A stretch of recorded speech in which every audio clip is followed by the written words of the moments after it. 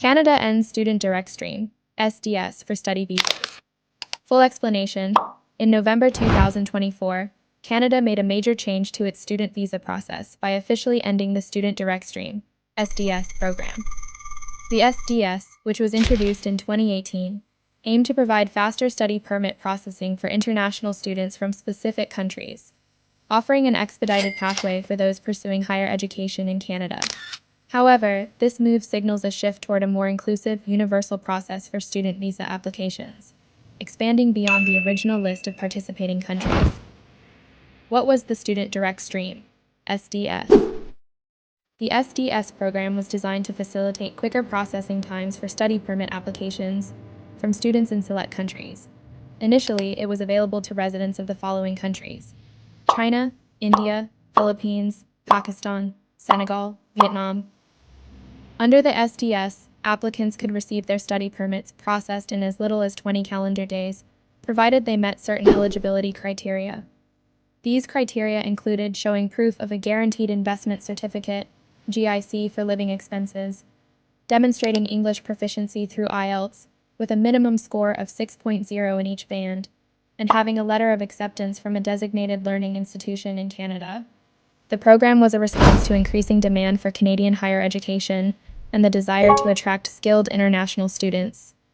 It was part of Canada's broader strategy to enhance its global competitiveness and foster economic growth by attracting talent from across the world.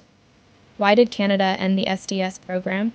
The decision to end the SDS program stems from Canada's desire to streamline its study visa process and make it more accessible to a broader range of students, not just those from the select countries that previously benefited from the SDS. Several factors are likely behind this decision. 1. Increasing demand for international students. Canada has become one of the top destinations for international students, with over 600,000 students arriving in the country in recent years.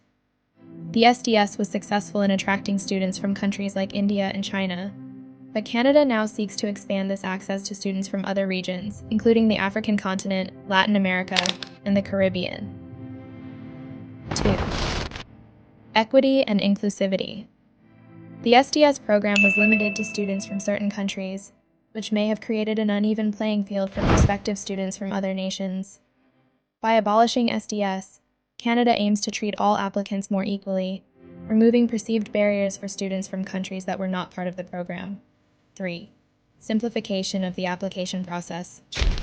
As Canada moves toward ending the SDS program, the government appears to be working on simplifying the study visa process overall. Instead of maintaining multiple streams with different criteria, the country plans to standardize the process to reduce complexity and ensure a smoother experience for international applicants. What does this change mean for students?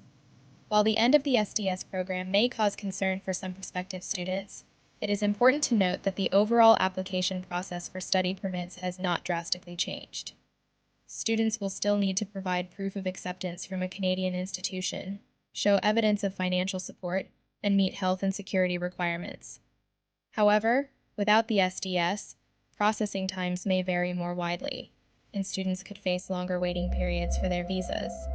Students who previously relied on the SDS for quicker processing may now need to plan ahead and allow more time for their application to be processed. They should ensure they meet all the updated requirements and prepare for any delays in receiving their study permits.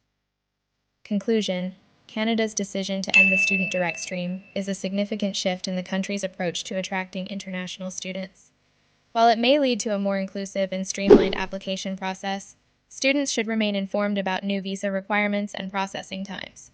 It will be important for international students to monitor any additional changes to Canada's immigration policies and adjust their plans accordingly.